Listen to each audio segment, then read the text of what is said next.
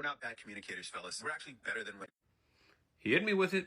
They don't realize it because for whatever reason, we've been gaslit into thinking their way of communicating is the appropriate way. In that indirect, flowery way where both people have plausible deniability, where people don't actually confront each other about the facts of the matter. I mean, those are certainly the stereotypes of men and women, yes. Is it the reality, though? In this study of a massive dataset from Facebook, women were found to be friendlier, warmer, more polite, and actually more assertive than men.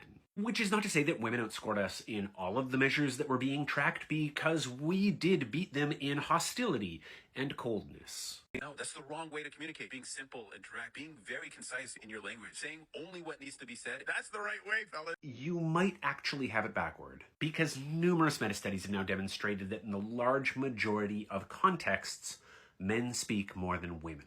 If that is surprising to you, the answer is sexism, misogyny. It has taught us to misperceive just how much verbal space men and women take up. In an infamous study of her own students, Dale Spender found that men were under the impression that women and men were speaking at about a 50-50 split in the classroom, when women spoke only 15% of the time. If women spoke 30% of the time or more, they were perceived to be dominating the conversation. And while subsequent studies have put that perceived 50-50 split somewhere more like 30 or 35%, it's still well below 50.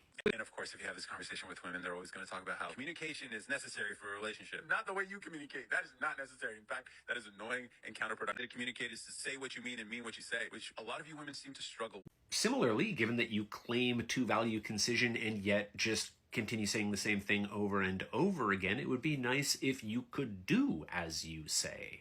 Know how to use these words, just like pare them down. When you think about saying a whole paragraph, cut it down to a sentence. If it's a sentence, cut it down to 2 words. And if it's a few words, maybe don't even say it at all. Oh man, if only your video had existed before you made your video, because you could have learned a lot from yourself.